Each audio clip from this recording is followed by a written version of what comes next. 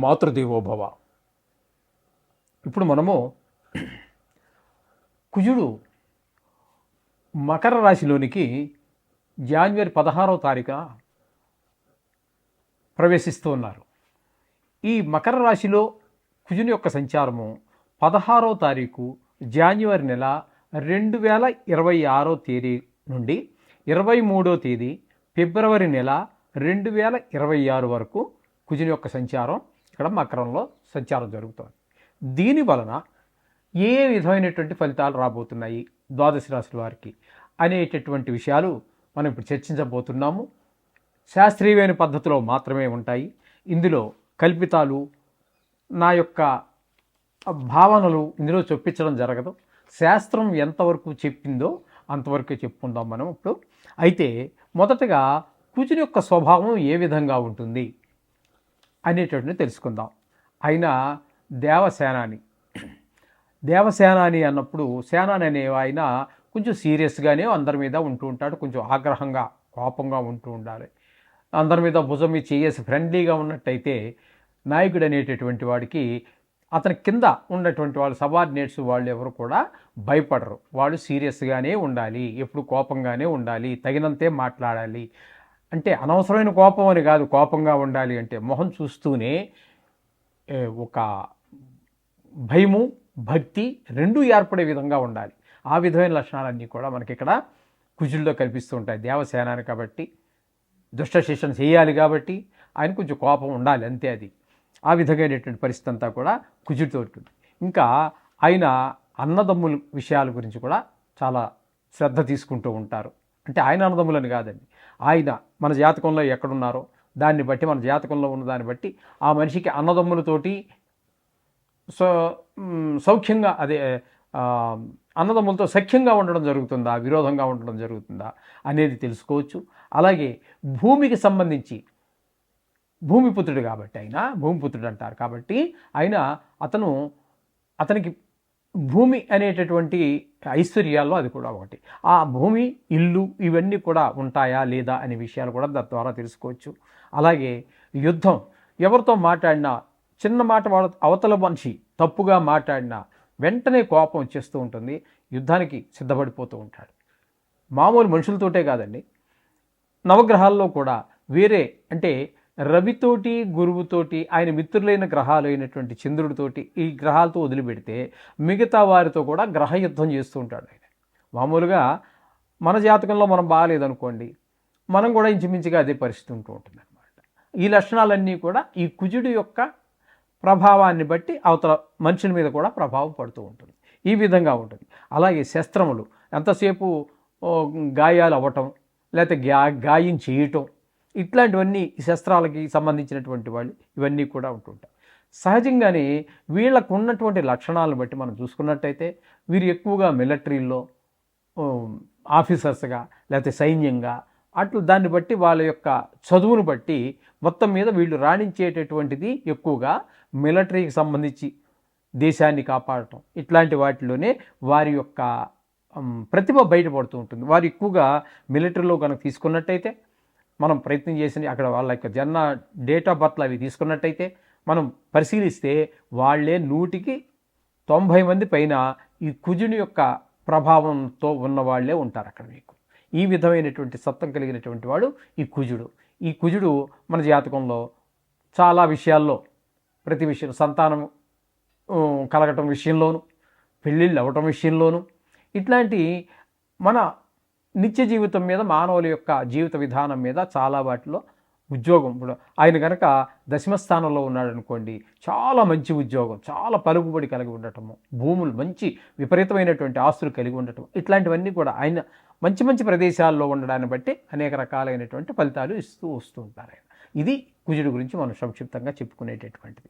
ఇప్పుడు మనం చెప్పుకుంటున్నది ఏంటంటే, ఇక్కడ ఆయన స్వభావం కరెక్టే, కానీ ఇక్కడ మనం చెప్పుకోబోయేది గోచార ఫలితాలు. ఆ గోచారంలో ఏ స్థానంలో ఉంటే ఏ ఫలితం అనేటటువంటిది ఇప్పుడు మనం తెలుసుకోబోతున్నాం. సింహరాశి వారికి 6వ స్థానంలో, అంటే మకరంలో సంచారం చేస్తున్నటువంటి కుజుడు ఇచ్చేటటువంటి ఫలితాలు ఏ విధంగా ఉంటాయి, అవి ఎప్పటి వరకు ఉంటున్నారు ఆయన అన్నట్టయితే 16వ తారీఖు జనవరి నెల 2026 నుండి 23వ తారీఖు ఫిబ్రవరి నెల 2026 వరకు సుమారుగా 38 రోజుల పాటు అక్కడ ఉంటారు ఆయన. ఆ కాలంలో ఈ 6వ స్థానంలో ఉన్న కారణంగా వారు ఇచ్చేటటువంటి ఫలితం సింహరాశి వారికి ఏ విధంగా ఉంటుందయ్యా అన్నట్టయితే ఇక్కడ మనం చెప్పుకోవాల్సింది వస్త్రలాభో ధనలాభో ధాన్యలాభో యశస్తదా మనోల్లాసో ధర్మసిద్ధి షష్టమస్తే కుజే భవేత్.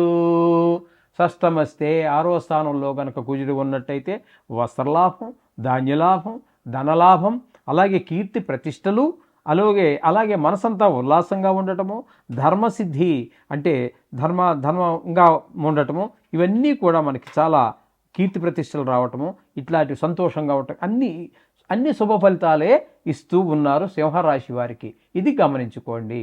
ఓకే, ఈ విధమైన ఫలితాలన్నీ కూడా సింహరాశి వారికి మనకి కుజుడు అందిస్తూ ఉన్నాడు. కాబట్టి ఆ సర్వశుభాలు మీకు కలగాలని మళ్ళీ కుజుని ప్రార్థిద్దాం. ప్రముఖంగా చెప్పుకోవాలి అన్నట్టయితే కుజుడు గోచారరీత్యా కుజుడు 3 రాసులలో మాత్రమే శుభ ఫలితములను ఇస్తాడు. 3 రాసుల్లోనే ఉండేవి 12 రాసులు. ఈ 12 రాసుల్లో 3 రాసుల్లో మాత్రమే ఆయన మంచి ఫలితాలను ఇస్తారు. ఆయన ఎవరెవరికి అన్నట్టయితే 3వ రాశిలో ఎవరికి ఉన్నారు ఇక్కడ మనకు చెప్పుకోవాలంటే 3వ రాశిలో ఉంటే మనకి 3వ రాశి అన్నట్టయితే వృశ్చిక రాశి వారికి 3వ స్థానం అవుతోంది. కాబట్టి వృశ్చిక రాశి వారికి చాలా మంచి చేస్తారు.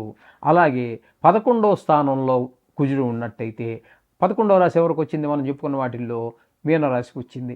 మీనరాశికి కుజుడు 11వ స్థానంలో సంచారం చేస్తున్నారు. కాబట్టి మీనానికి, అలాగే వృశ్చికానికి, అలాగే మనకి ఇంకోటి సింహానికి అంటే 6వ స్థానంలో సంచారం చేస్తున్నాడు. 3, 6, 11 రాసులు అంటే వారికి మాత్రము కుజుడు పూర్తి శుభ ఫలితాలన్నీ కూడా అందజేస్తూ ఉన్నాడు.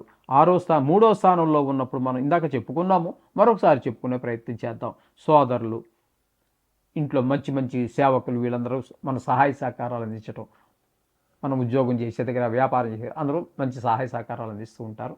ఆ విధంగా 3వ స్థానం వారికి, 6వ స్థానం వారికి మంచి అంటే ఆరోగ్యం బాగుంటుంది, అప్పు కావాలంటే పుడుతుంది, అప్పులు తీర్చేయగలుగుతాం. ఇట్లాంటి శుభ ఫలితాలన్నీ కూడా మనకి కలహాలు, మంచి పేరు, శత్రువులుగా ఉన్న వాళ్ళు కూడా మిత్రులుగా మాట్లాడాలంటే లాంటి మంచి ఫలితాలు ఇస్తారు.